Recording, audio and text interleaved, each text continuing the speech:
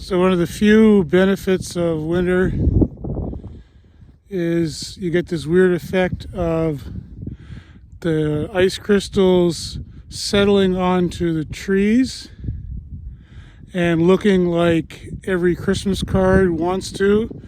It is really quite pretty. It'd be prettier if it wasn't quite so miserable.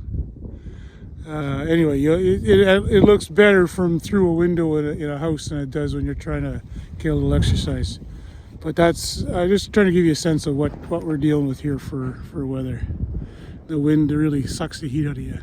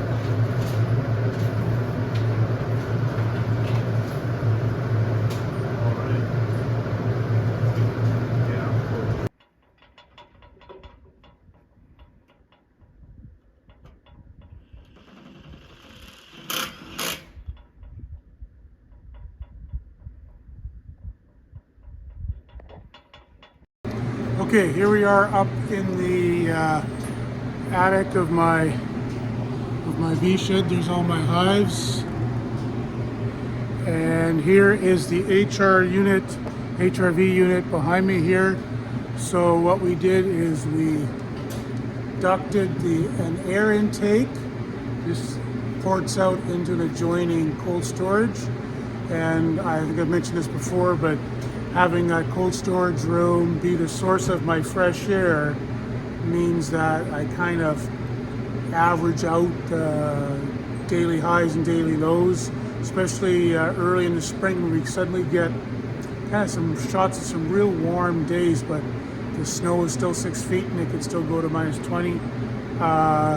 The cool air from inside the cold storage helps prevent overheating in the shed. And what happens is that air is sucked into the HRV unit, and then there's plates. It's air-to-air heat exchange. So the intake air is sandwiched between plates that is then has interior air blown by it on the way out. So when I click this on here, that exhaust port, that's just sucking cold air right, or interior air there, and that will blow out to the outside. I'll take you down to the other end. Give me a minute to organize that. Okay, we're at the other end. So this is the exhaust portion. We ducted it in with a little bit of flex coupling, and of course I didn't do this myself. This is better work than I can do. I had a contractor come and do it, and then it ports through to the outside, and I previously had that hole made by the carpenters, and I finally used it. So what happens then is I'm even on the coldest days, I'll leave this thing run steady, I think, is the plan.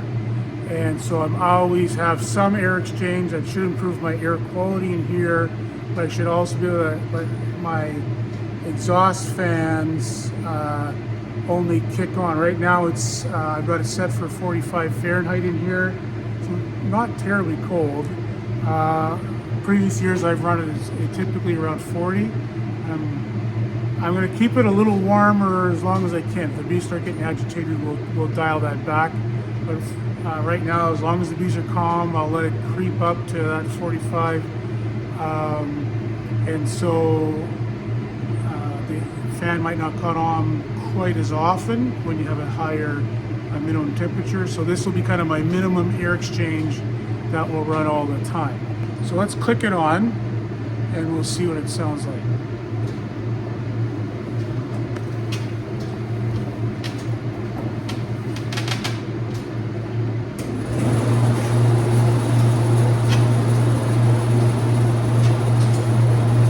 It's a noisy thing. Now I got this used from out of a chicken barn, and I think in that context it was a bit of a nuisance because there was always flutters floating in the air and it would clog up. So I had to really take the pressure washer to it to revitalize it. It also has these extra ports. I don't know what that's for other than just to see I know what's going on. You can see if you look in there, hang on, I'll turn the camera around again. You can kind of see the plates there.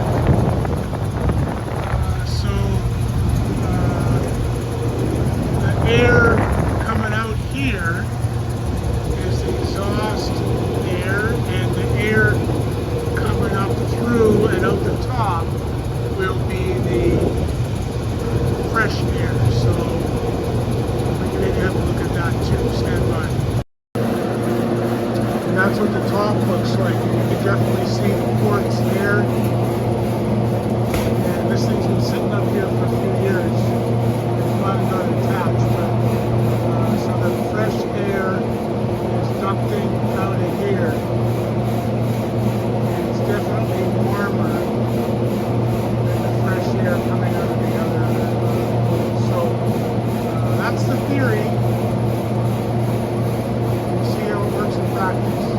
And that's what the unit is called, Better Air Heat Saver. I think, and I know they still make these. This one is older, it's stainless steel, should last a long time. While I'm up here, I'll show you these air ports too. So this is an old one-piece plastic unit.